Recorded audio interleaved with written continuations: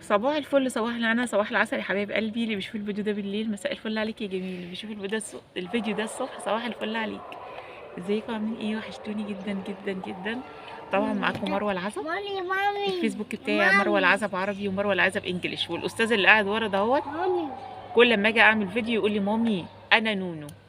بصوا خلي بالكم، كل حلقه هتسمعوا نفس الكلمه، فده علامه من علامات التجاريه اللي عندي على اليوتيوب، اللي هو مامي انا نونو.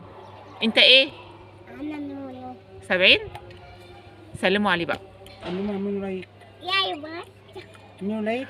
ياي بصوا يا حبايب قلبي، بيقول لكم اعملوا لايك، يا ريت تعملوا لايك، واللي مش مشترك في القناه يشترك دلوقتي يا حبايب قلبي، وحشتوني بجد. الفيسبوك بتاعي مروه العزب عربي ومروه العزب انجليش. عايز ايه؟ يا ماما رقم موبايل 010 1646 2507. بحبكم جدا جدا جدا.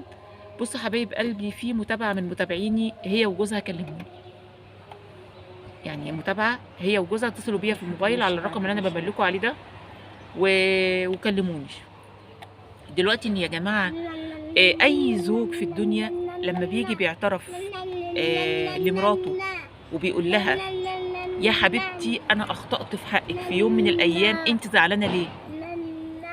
طب ما انت ما كنتش هتعرفي. راجل جاي يقول لك انا اخطأت في يوم من الايام مع حد، وبطلب من ربنا يسامحني، وبطلبك انت وبترجاكي تسامحيني.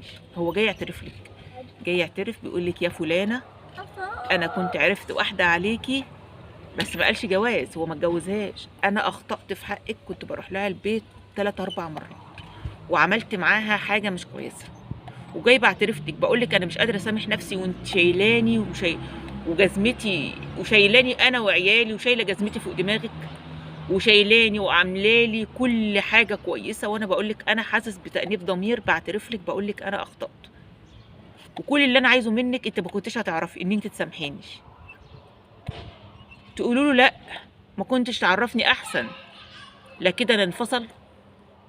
ما كنتش تعرفني احسن، كانت عدت، عرفتيني ليه؟ انا مش هقدر اكمل معاك. العيب من الزوج ولا من الزوجه يا جماعه. هو الفيديو قصير شويه بس انتوا اللي تكتبوا تعليقات.